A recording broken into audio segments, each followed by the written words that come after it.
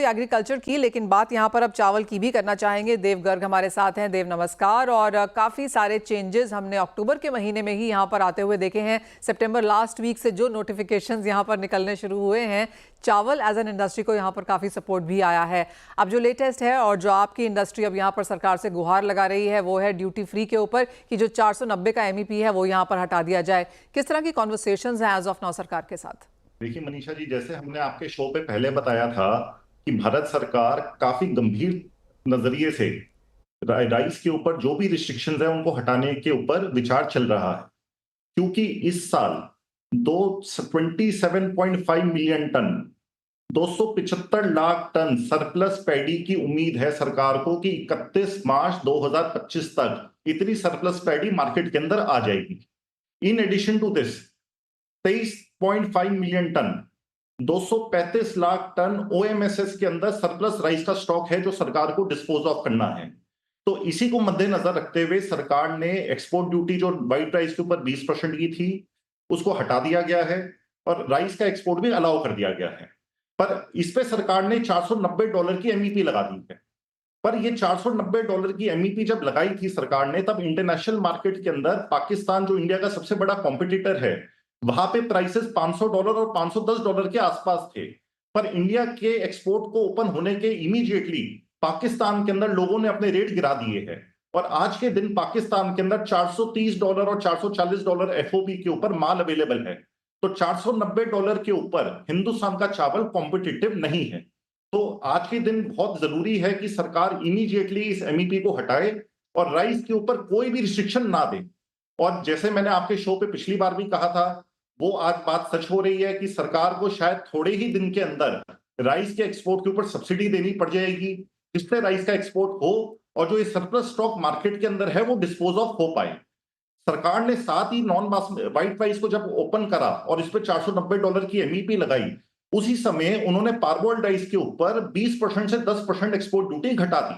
पर आज के दिन थाईलैंड, वियतनाम और पाकिस्तान के अंदर रेट इतने कम होने के वजह से ये 10% की भी जो एक्सपोर्ट ड्यूटी है उसको अब हटाने की जरूरत है और उसको 0% पे लाने की जरूरत है। तो हम सरकार से देव आपने जो एक चीज यहाँ पर कही कि राइस एक्सपोर्ट के ऊपर सब्सिडी देनी पड़ जा सकती है, आई मीन ये तो एक बहुत ही बड़ा एक्सट्रीम 360 स्टेप हम यहाँ पर आता हुआ देखेंगे। But I get your concerns कि इतना ज्यादा चावल अब यहाँ पर है और कोई भी यहाँ पर किसी भी तरीके की रिस्ट्रिक्शन यहाँ पर देश के या फिर इंडस्ट्री के भी हित में ऑब्वियसली नहीं है।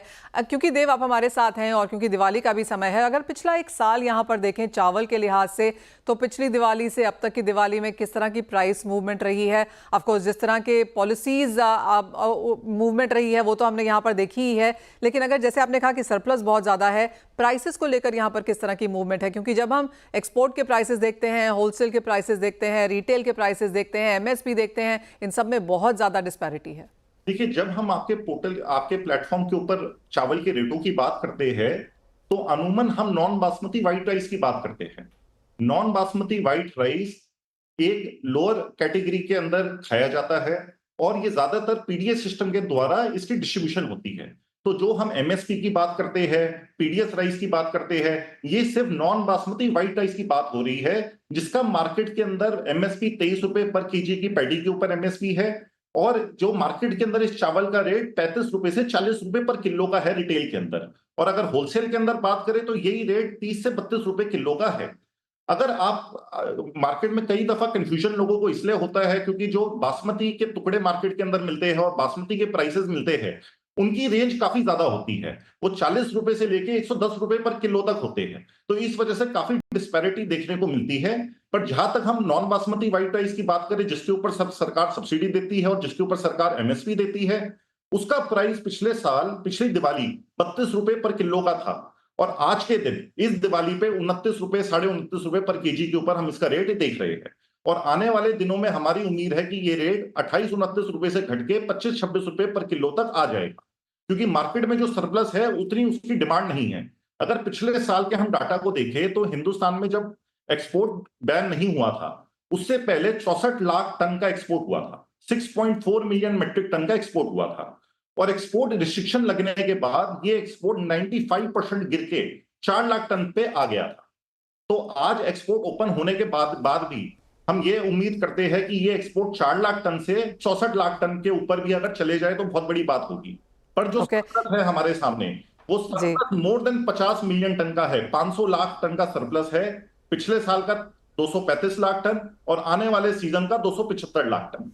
तो एक्सपोर्ट होने के बावजूद भी रेट के ऊपर काफी प्रेशर रहेगा और मार्केट में रेट्स नीचे जाने की उम्मीद काफी काफी हाई है। काफी स्ट्रांग लग रही है। देव, एक फाइनल सवाल, अब ये तो बात हुई पिछली एक दिवाली की और पिछले 6-8 महीनों में जिस तरह से हमने मार्केट मूव होते हुए देखी है, अब क्योंकि इस दिवाली के आसपास एक आपकी तरफ से मांग है कि यहाँ पर पूरी तरीके से इसको जो भी रिस्ट्रिक्शंस हैं हटा दी जाएं, अब यहाँ से अगर अगली दिवाली तक की बात की जाए तो कैसा लगता है आपको? बाजार प्राइस व्यूज कैसे नजर आते हैं और आप क्या चाहेंगे सरकार से एज एन इंडस्ट्री? देखिए, एज अ इंडस्ट्री सबसे पहली जो मांग है सरकार से कि जो $490 की एमईपी है उसको इमीडिएटली हटाया जाए। जो 10% एक्सपोर्ट ड्यूटी पार्बल डाइस के ऊपर है उसको भी हटा दिया जाए और एक्सपोर्ट के ऊपर रॉड टैप, जीएसटी रिफंड, जो भी बेनिफिट्स जो बाकी एक्सपोर्ट्स के ऊपर सरकार देती है उन सारे बेनिफिट्स को दोबारा रीस्टार्ट करा जाए कि जिससे हमारा ये जो एक्सपोर्ट 4 लाख टन के ऊपर आ गया था 64 लाख टन से, उसको अपने पिछले जो मार्केट शेयर हमने लूज कर दिया है, एटलीस्ट हम उतने मार्केट शेयर को कैप्चर कर पाए और सरकार की हम मदद कर पाए जो ये 50 लाख टन का सरप्लस है, 500 लाख टन का जो सरप्लस है उसको डिस्पोज ऑफ करने के लिए। तो सरकार आज की डेट पे यही मांग है कि जो भी सारे बेनिफिट्स आज से 2 साल पहले राइस के ऊपर थे जिसमें वो वापस लेके आ जाएं। वो वापस। पॉइंट टेकन देव, बहुत शुक्रिया साथ जुड़ने के लिए। तो क्लियरली वो चावल का बाजार है जहां पर भावों में पिछले साल के कंपैरिजन में कुछ गिरावट आई है, लेकिन जो इंडस्ट्री को दिक्कतें थी वो भी हमने यहां पर काफी हद तक छटते हुए देखी हैं। तो ये दिवाली काफी बेहतरीन से रह सकती है चावल एज एन इंडस्ट्री के लिए। अभी भी ऑफकोर्स कुछ मांगे हैं और माना जा रहा है कि आने वाले दिनों में वो भी सरकार इन्हें सुनेगी। इसी के साथ लेकिन एक ब्रेक